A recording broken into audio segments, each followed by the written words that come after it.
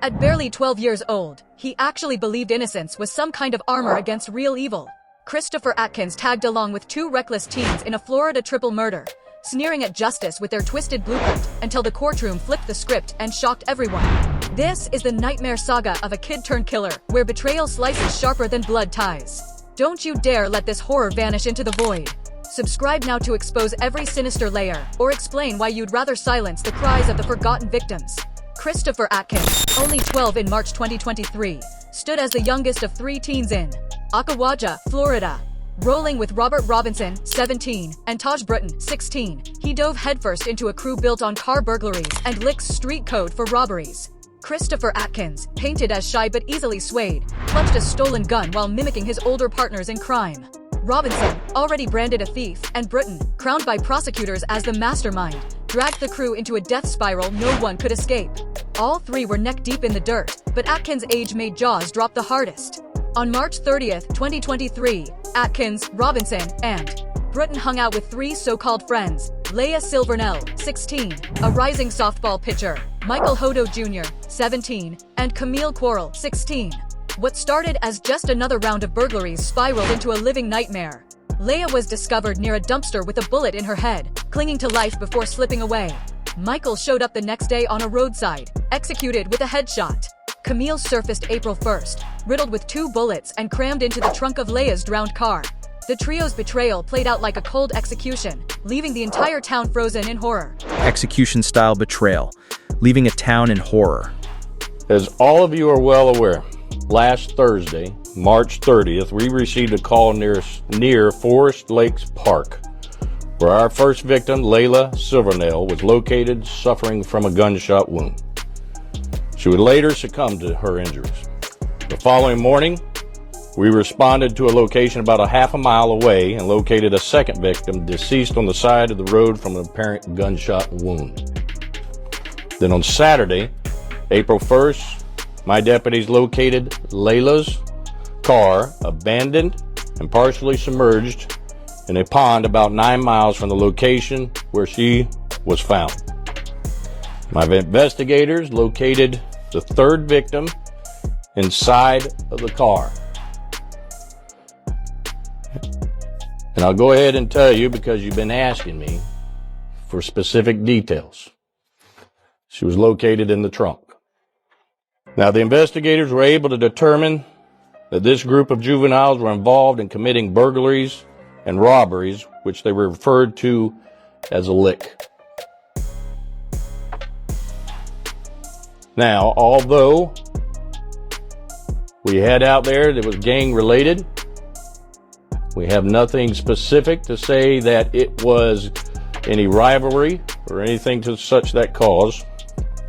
But however, each and every one of them, in some shape or form, is associated with a gang.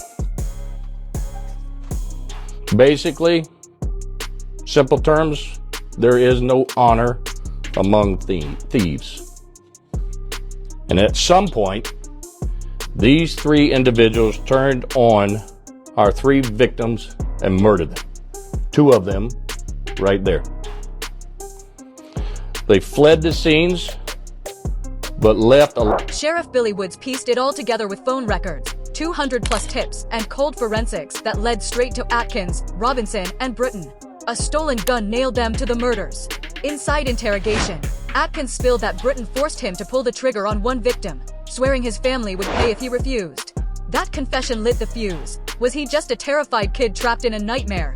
Or was he already a cold-blooded killer in training? That is right. I continued to dig through these documents tonight, and according to this arrest report, the 3 teenage victims were involved in illegal activities with their 3 suspected killers before the suspects turned on them and dumped their bodies. Investigators revealed that during questioning, the 12-year-old suspect admitted they picked up Taj Britton, who arrived wearing a ski mask. The boy insisted Britton fired on Silver and a 17-year-old male, then pressured him to pull the trigger on the third. According to the arrest report, quote, the young defendant stated he was ordered to shoot victim blank or his family would be harmed, would be killed. And Atkins' plea painted him like a pawn, though his part in covering the bodies left serious doubts about innocence. By May 2023, a grand jury indicted Robinson and Britton on 3 counts of first-degree murder, plus robbery, carjacking, and tampering. Atkins carried one murder charge, robbery and tampering, tried as an adult at just 12. Their gang ties and trail of licks exposed a calculated setup, with Britton tagged the mastermind and Robinson the planner. Atkins' age stunned the nation, but his actions screamed louder. About Taj, let me tell you something about Taj. Taj tell you he's finna do something, and you decide not to do it with him, then I probably would have died with them. So were you afraid of Taj that night? Because if I did not do what Taj wanted me to do, I would have died that night with them. Taj is that bad? Family. Atkins' frantic plea before sentencing froze the courtroom, but could his age really sway the judge?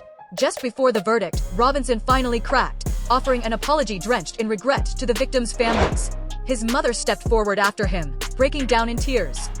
Three people they got their life taken away for no reason. Atkins addressed the packed courtroom, telling the victims' families he feels bad, but he never did say he was sorry. I got a good soul, good mind, good heart. People think that I don't care. I do. I got a whole life ahead of me. People don't think I care about the victims or their families. I do. I think about them, about them and how they feel and what they go through. I feel them so bad. I feel so bad about them. I'm really a good person. I want to be able to influence other people, do better in life, go places around the world, donate to places, cancer places, hospitals, all types of stuff, help the world as much as I can. Robinson's apology clashed with his earlier defiance, but the grieving families stayed unmoved. His mother pleaded for mercy, her sobs ricocheting through the tense courtroom. Apologize to my mama and my loved one for the actions I committed. I'd like to apologize to the victim family for the hurt I brought upon them. I made bad choices, and it ain't no